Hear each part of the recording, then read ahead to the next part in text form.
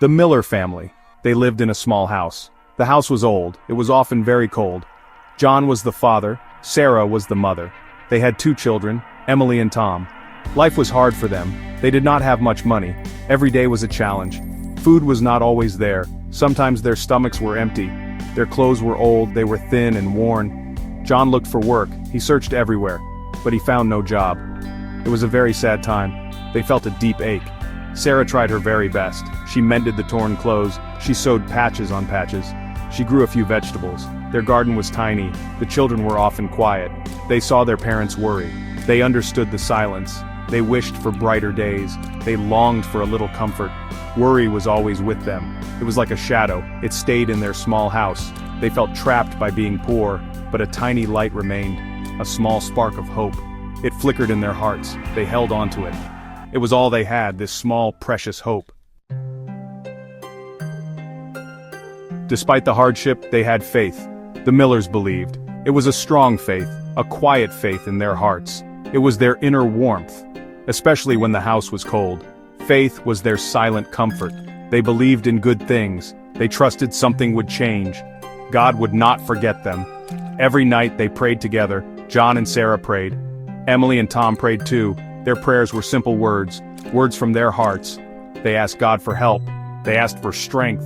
They asked for a sign, a small sign of hope. They prayed with all they had. The children learned to pray. Their voices were soft, so innocent and pure. They prayed for their mom. They prayed for their dad.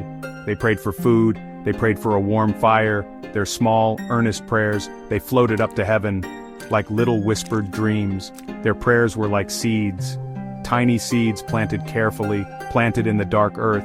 They watered these seeds, watered with their hope. They believed something would grow. They waited with patient hearts. They trusted in a divine plan, a plan bigger than their pain. They kept their faith alive. One cold, dark evening, a sound broke the silence, a knock on their door. It was a surprise. Who could it be? John went to open it. A kind man stood there. He had a gentle smile. The Millers did not know him. He looked warm and well-fed. The man offered John a job. A real job, he said, with good, fair pay. John could not believe his ears. Was this truly happening? It felt like a beautiful dream, a miracle sent to them, too good to be true. But his eyes were kind. He seemed sincere and true. The stranger spoke softly. His voice was calm. He said he felt a pull, a strong feeling inside. It led him to their house. He saw their small home. He sensed their quiet need. He simply wanted to help. He said God guided him. It was a moment of grace. This was their answer, the sign they had prayed for. Sarah's eyes filled with tears, happy, grateful tears. John felt a great weight lift, a burden gone from his shoulders. Their hearts felt light again. Thank you, they whispered. Thank you to the kind man, and thank you to God. The new job changed everything. Their world began to shift. Life started to get better, slowly but surely. They had enough food now. No more empty stomachs. The house felt warmer inside. Smiles returned to their faces. It was a new beginning, a fresh start for them all. Emily and Tom got new shoes. Their old ones had holes. They could run and play, without cold feet. They laughed much more now. Their laughter was like music. It filled the small house. The house felt full of joy.